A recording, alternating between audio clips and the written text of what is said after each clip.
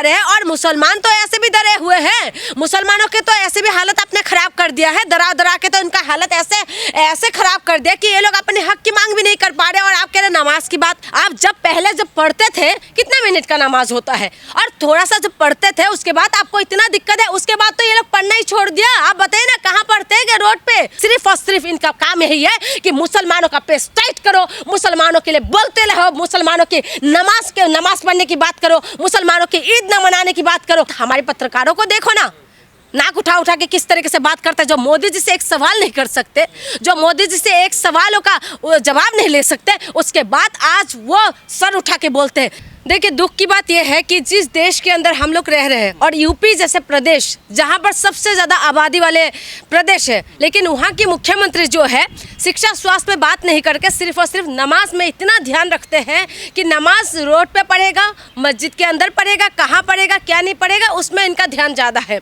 इसमें यह ध्यान नहीं है कि प्रदेश के अंदर किस चीज़ की कमी है, प्रदेश के अंदर क्या कुछ हो रहा है, उसमें ध्यान नहीं देकर सिर्फ और सिर्फ मुसलमान, हिंदू और नमाज और हिजाब में लगे रहते हैं। मुख्यमंत्री है, मुख्यमंत्री जी को ये समझना चाहिए कि प्रदेश के अंदर किस चीज़ की कमी हो रहा है, प्रदेश के अंदर क्या हालत हो रहा है, लेकिन उसमें ध्यान नहीं देकर सिर्फ और सिर्फ जिस तरीके से बातें कर रहे हैं हिजाब पे। ठीक है, आप एक बार बताइए, नमाज पे बात करते हैं, नमाज के ऊपर लगातार जो है इनकी बयानबाजी आते रहते हैं। नमाज की बात इसीलिए करते हैं क्योंकि मेन मुद्दे से जनता को भटकाते रहे, और यही भटकाने के लिए यही चीजें करें। आज यूपी की आप डाटा उठा के देख लीजिए कितना केस पेंडिंग पड़ा हुआ है, दलितों को इंसाफ नहीं मिल पा रहे, महिला को सुरक्षा नहीं दे पा रहे, जवानों को जो है रोजगार नहीं दे पा रहे, महंगाई कम नहीं कर पा रहे हैं, और उसके बाद योगी जी ये कहते हैं कि नमाज जो है रोड पे मत पढ़िए। कौन पढ़ रहे रोड पे?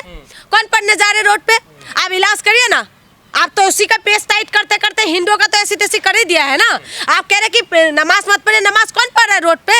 आपकी लॉ एंड ऑर्डर है ना, आप सब कुछ तो करते रहते हैं। और जब नमाज कितना मिनट के लिए पढ़ते हैं सबसे बड़ी बात तो, लेकिन उसके बाद अगर कांवड़ यात्रा किस तरीके से निकलते हैं उस टाइम जब हुड़दंग होता है, जब नमाज की आप बातें करते रहते हो, कांवड़ यात्रा भी तो निकलते हैं ना, तो कानून की अगर बात करें तो बराबरी की बात करिए। आप ऐसी बातें क्यों करते हैं कि एक तरफ आपका झुकाव रहता है और एक तरफ जो है पूरी तरह से पेश टाइट करने वाली बात होती है। कौन रोड ब्लॉक कर रहा है? रोड ब्लॉक करने की जिम्मेदारी किसकी है?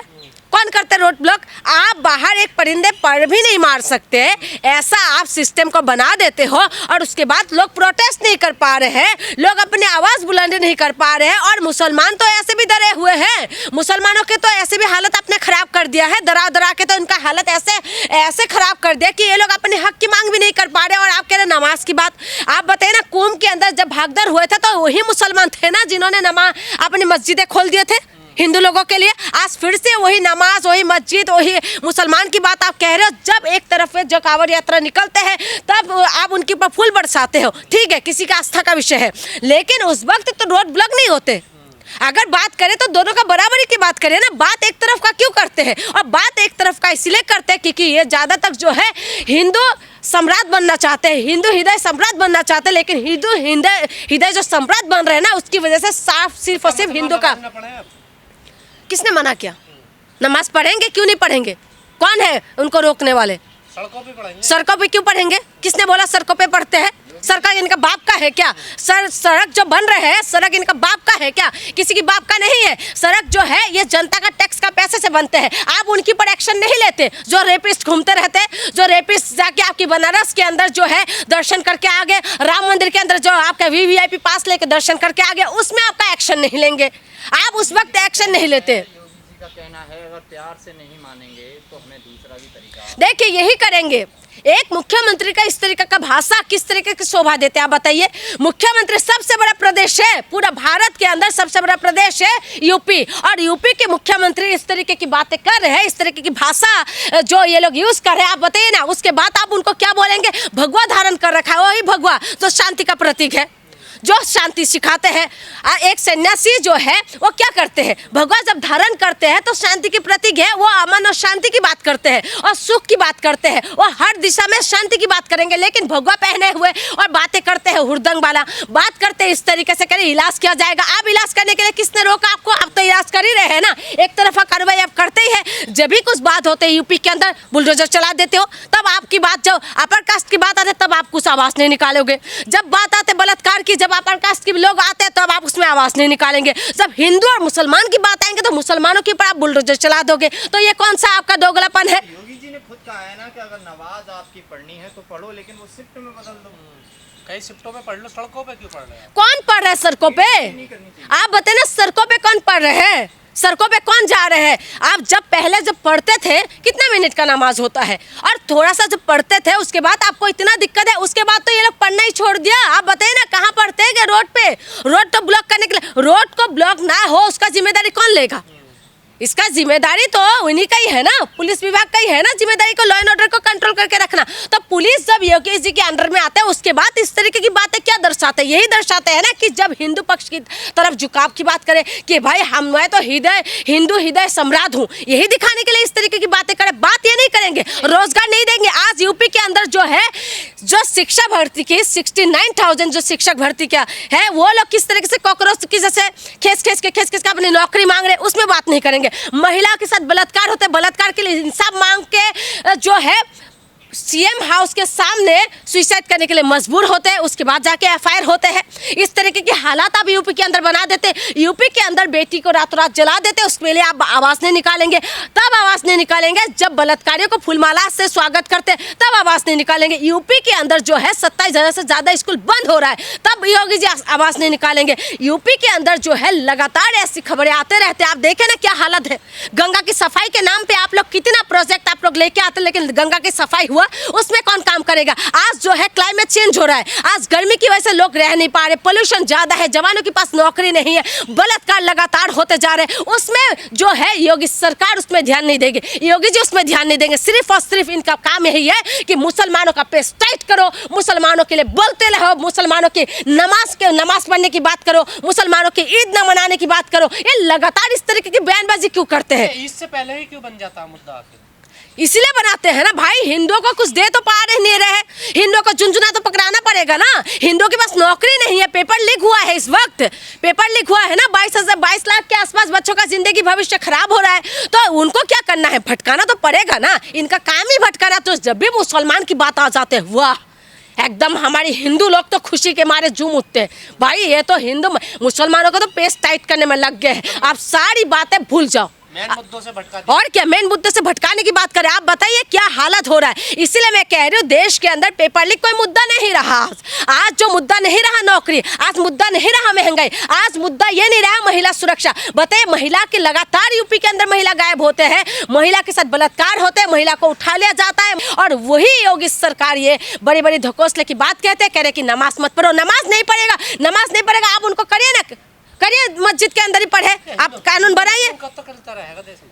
कब तक करता रहेगा? कब तक? सुनिए, ये जो है हम जनता डिजर्व कर रहे हैं, इसीलिए ये लोग हिंदू मुसलमान कर रहे हैं। और आज आप बताइए, युवा की पेपर लीक हो रहा है, सीजीआई किस तरीके की बात कर रहे हैं, कॉकरोच बता रहे हैं, और कॉकरोच जनता पार्टी के नाम से सोशल मीडिया पे एक पार्टी बना लिया। ऐसे क्रांति आएगा, ऐसे क्रांति आएगा देश के अंदर? तो यही देश के अंदर सोशल मीडिया पे ट्वीट कर दो, सोशल मीडिया पे पोस्ट लिख लो, बस खत्म। नमाज मत पढ़ो, गोश्त मत खाओ, बस आप फ्रिज के अंदर क्या रख रहे हो, आप क्या खाना बना रहे हो, आप कहाँ जा रहे हो, आप किसके साथ प्यार करोगे, किसको आप शादी करोगे, ये सारे अब सरकार डिसाइड करेंगे। ये सारी बातें जो है योगी जी डिसाइड करेंगे कि आप कहाँ नमाज पढ़ेंगे, कहाँ नहीं पढ़ेंगे। क्यों? आप तब बलात्कारी का इलाज नहीं कर सकते? जो आपकी नाक के नीचे जाके वीवीआईपी ट्रीटमेंट लेके जो है के दर्शन करके आते हैं हमारी राम जी का, तब आपकी तब आंखें नहीं खुलते, तब नहीं दिखाई देते।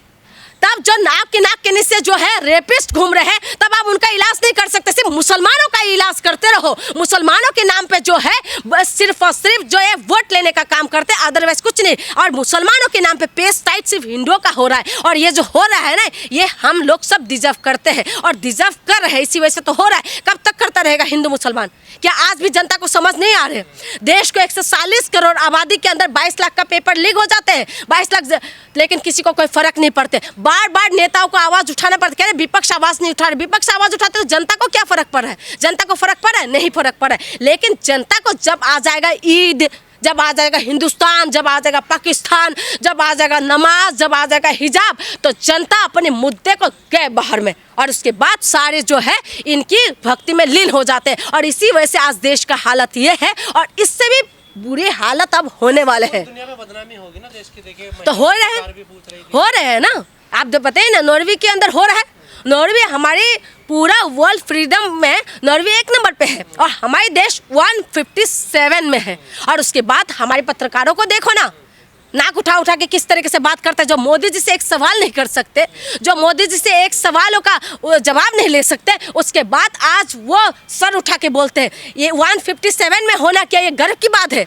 बांग्लादेश से भी पीछे हमारी स्तर चले गए हैं, लेकिन उसके बाद आज आप कहते हैं कि हम भारत का सबसे बड़ा लोकतंत्र है। सबसे बड़ा लोकतंत्र क्या कहते हैं? सबसे बड़ा लोकतंत्र फ्रीडम देते हैं, सबसे बड़ा लोकतंत्र जो है हमें बोलने की आज़ादी देते हैं। लेकिन आज देश के अंदर हो क्या रहा है? आज देश के अंदर कोई बोलते हैं तो जेल के अंदर चले जाते हैं। आज जमानत नहीं मिल पाए, उमर खदिल जैसे व्यक्ति को आज अभी तक जमानत नहीं दे रहे हैं और लगातार जो है सोशल एक्टिविस्ट को जेल के अंदर कर रहे हैं। पत्रकारों के ऊपर मुकदमा हो जा, बार बार जो है केस कर देते हैं।